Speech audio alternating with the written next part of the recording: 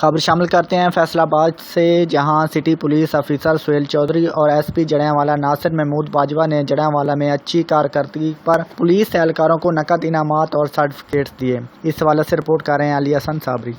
जीसीपीओ फैसलाबाद सुहेल चौधरी और एसपी जड़ियांवाला नासिर महमूद बाजवा ने जड़ियांवाला में मिसाली कारकर्दगी के हामिल एहलकारों को नकदी इनामात और सर्टिफिकेट्स तकसीम किए।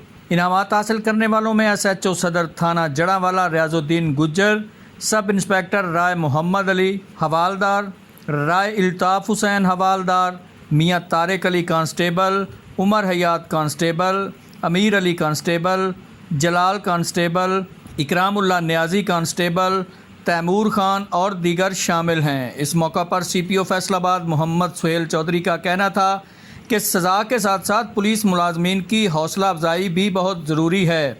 हौसला अफजाई का मकसद जराइम पेशा अफराद के ख़िलाफ़ पुलिस फोर्स की मौसर कार्रवाई को मज़ीद फ़रोग़ देना है। जी।